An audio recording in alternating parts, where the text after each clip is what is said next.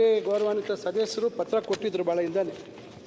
ಈಗ ತಮಗೆ ಗೊತ್ತಿದೆ 7 ವಿಶ್ವವಿದ್ಯಾಲಯಗಳು ಯಾವ ರೀತಿ ಸ್ಥಾಪನೆ ಆಯಿತು ಅಂತಕ್ಕಂಥದ್ದು ಭಾಳ ಸ್ಪಷ್ಟವಾಗಿ ಸ್ನಾತಕೋತ್ತರ ಕೇಂದ್ರಗಳಲ್ಲಿ ಅದನ್ನು ಪ್ರಾರಂಭ ಮಾಡಬೇಕು ಅಂತಕ್ಕಂಥ ಷರತ್ತುಗಳಲ್ಲಿ ಹಿಂದೆ ಸರ್ಕಾರ ಅದನ್ನು ಪ್ರಾರಂಭ ಮಾಡಿರ್ತಕ್ಕಂಥದ್ದು. ಸುಮಾರು ಷರತ್ತುಗಳಲ್ಲಿ ಯಾವುದೇ ಜಮೀನು ಖರೀದಿಸುವಂತಿಲ್ಲ ಅಂಥೇಳಿ ಹಲವಾರು ಷರತ್ತುಗಳನ್ನು ಒಳಗೊಂಡಂತೆ ಮಾಡಿದ್ದಾರೆ. ಆದರೂ ಈಗ ಸದಸ್ಯರು ಈ ರೀತಿಯಾಗಿ ನಮಗೆ ಕೂಡಲ ಸಂಗಮದಲ್ಲಿ ಮಾಡಬೇಕು ಅಂತಕ್ಕಂಥ ಮನವಿಯನ್ನು ಮಾಡಿದ್ದಾರೆ. ತಮಗೆ ಗೊತ್ತಿದೆ, ಮಾನ್ಯ ಉಪಮುಖ್ಯಮಂತ್ರಿಗಳ ನೇತೃತ್ವದಲ್ಲಿ ಸಂಪುಟದ ಉಪಸಮಿತಿ ರಾಜ್ಯದ ಎಲ್ಲ ವಿಶ್ವವಿದ್ಯಾಲಯಗಳ ಸ್ಥಿತಿಗತಿಗಳ ಬಗ್ಗೆ ಸಂಪೂರ್ಣವಾದಂಥ ಅಧ್ಯಯನ ಮಾಡ್ತಕ್ಕಂಥ ಕೆಲಸ ಮಾಡ್ತಾಯಿದ್ದೀವಿ. ಈಗ 2-3 ಸಭೆ ಆಗಿದೆ.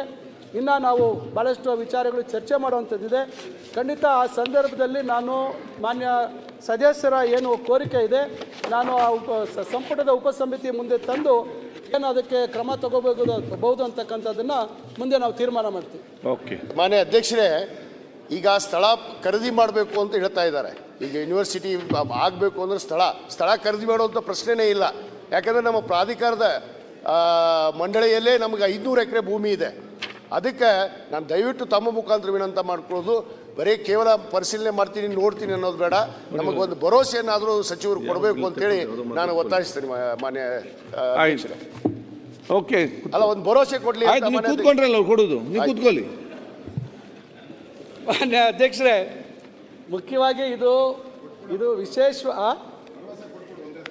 ನೀವು ಹೇಳ್ದಂಗೆಲ್ಲ ಮಾಡಿಬಿಟ್ರೆ. ಈಗ ಮುಖ್ಯವಾಗಿ ಇದು ಸ್ನಾತಕೋತ್ತರ ಕೇಂದ್ರಗಳಲ್ಲೇ ಇರ್ತಕ್ಕಂಥದ್ದನ್ನು ವಿಶ್ವವಿದ್ಯಾಲಯವಾಗಿ ಪರಿವರ್ತನೆ ಮಾಡಿರ್ತಕ್ಕಂಥದ್ದು. ಆ ಕಾರಣದಿಂದ ಇದು ಎಲ್ಲ ವಿಶ್ವವಿದ್ಯಾಲಯಗಳು 7 ಏನು ವಿಶ್ವವಿದ್ಯಾಲಯಗಳು ಎಲ್ಲ ಸ್ನಾತಕೋತ್ತರ ಕೇಂದ್ರಗಳಲ್ಲಿ ಆಗಿರ್ತಕ್ಕಂಥದ್ದು. ಅದರಿಂದ ನಾನು ಸಂಪುಟದ ಉಪಸಮಿತಿಯಲ್ಲಿ ಇದನ್ನು ಚರ್ಚೆ ಮಾಡ್ತೀವಿ, ಆಳವಾಗಿ ಚರ್ಚೆ ಮಾಡಿ ಸಾಧಕ ಬಾಧಕಗಳು ಏನು ಈ ಷರತ್ತುಗಳು ಹಿಂದೆ ಸರ್ಕಾರ ಹಾಕಿದೆ, ಆ ಹಿಂದಿನ ಸರ್ಕಾರ, ಅದ್ರ ಬಗ್ಗೆ ಚರ್ಚೆ ಮಾಡಿ ನಾವು ಏನು ಸೂಕ್ತ ಕ್ರಮ. ಅಲ್ಲ ಮಾನ್ಯ ಸಚಿವರೇ, ಜಾಗ ಇದೆ ನಮ್ಮ ಹತ್ರ. ವಿಜಯಾನಂದ್ ಅವ್ರು ಏನ್ ಹೇಳ್ತಾರೆ, ಅದೇ ಸಬ್ ಕಮಿಟಿಯಲ್ಲಿ ಚರ್ಚೆ ಮಾಡಿ ನಿಮ್ಮಲ್ಲಿ ಸ್ಥಳ ಇದೆ, ಆ ಸ್ಥಳ ಪ್ರಾರಂಭ ಖರೀದಿ ಮಾಡ್ಬೇಕಂತ ಇಲ್ಲ, ಕೂಡಲ ಸಂಗಮ ಸ್ಥಳ ಇದೆ, ಅಲ್ಲಿಗೆ ನಾವು ಶಿಫ್ಟ್ ಮಾಡುವ ಅದನ್ನು ಚರ್ಚೆ ಮಾಡ್ತಂತ ಹೇಳಿದ್ದಾರೆ. ಅಧ್ಯಕ್ಷರೇ, ಬಸವಣ್ಣನವರ ಸಾಂಸ್ಕೃತಿಕ ನಾಯಕ, ಆ ಒಂದು ಐಕ್ಯ ಭೂಮಿ ಅದು, ಆ ಪವಿತ್ರವಲ್ಲಿ ಭೂಮಿಯಲ್ಲಿ ಪ್ರಾರಂಭ ಮಾಡಿದ್ರೆ ಅದನ್ನೆಲ್ಲ ಕೂಡ ಕಮಿಟಿಯಲ್ಲಿ ಚರ್ಚೆ ಮಾಡ್ತಂತ ಹೇಳಿದ್ದಾರೆ. ಅದಕ್ಕೆ ದಯವಿಟ್ಟು ಸಚಿವರು ಇದನ್ನ ಯಾವುದೇ ಕಾರಣಕ್ಕೂ ಒಪ್ಕೋಬೇಕು ಅಂತೇಳಿ ತಮ್ಮ ಮುಖಾಂತರ ಒತ್ತಾಯ. ಓಕೆ. ಪ್ರಸ್ತುತ ಅಧಿವೇಶನದಲ್ಲಿ ಈ ಕೆಳಗಂಡ ನಮ್ಮ ಲಿಖಿತ ಮೂಲಕ ಉತ್ತರಿಸುವ ಪ್ರಶ್ನೆಗಳಿಗೆ ಮಂಡಿಸುವುದು. ಮಾನ್ಯ ಅಧ್ಯಕ್ಷರೇ, ದಿನಾಂಕ 13/8/2025 4ನೇ ಪಟ್ಟಿಯಿಂದ ಸದನದಲ್ಲಿ ಲಿಖಿತ ಮೂಲಕ ಉತ್ತರಿಸುವ 230 ಪ್ರಶ್ನೆಗಳ ಪೈಕಿ 140 ಪ್ರಶ್ನೆಗಳ ಉತ್ತರಗಳನ್ನು ಸದನದಲ್ಲಿ ಮಂಡಿಸುತ್ತಿದೆ. ಒಂದು ಪ್ರಕಟಣೆ.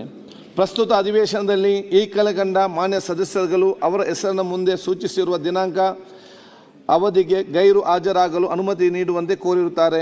MR ಪಾಟೀಲ್ ದಿನಾಂಕ 11/8/2025 ಎಸ್ ರಘು ದಿನಾಂಕ 11/8/2025 19/8/2025 GT ದೇವೇಗೌಡರು ದಿನಾಂಕ 11/8/2025 ದಿನಾಂಕ 14/8/2025 ಡಾಕ್ಟರ್ ಅವಿನಾಶ್ ಉಮೇಶ್ ಜಾಧವ್ ದಿನಾಂಕ 12/8/2025 14/8/2025 PD ರಾಜೇಗೌಡರು ದಿನಾಂಕ 12/8/2025 22/8/2025 ವಿಠಲ ಹಲ್ಗೇಕರ್ ದಿನಾಂಕ 14/8/2025 GS ಶ್ರೀನಿವಾಸ್ ದಿನಾಂಕ 13/8/2025 ಮತ್ತು 14/8/2025 ಸದಸ್ಯಗಳ ಅಧಿವೇಶನ ಗೈರಾಜರಾಗಲು ಕರ್ನಾಟಕ ವಿಧಾನಸಭೆಯ ಕಾರ್ಯವಿಧಾನ ಮತ್ತು ನಡವಳಿಕೆ ನಿಯಮ 203 ಮೇರೆಗೆ ಸದನ ಸಹಮತಿ ಇದೆ ಎಂದು ಭಾವಿಸಿ ಅನುಮತಿ ನೀಡಲಾಗಿದೆ.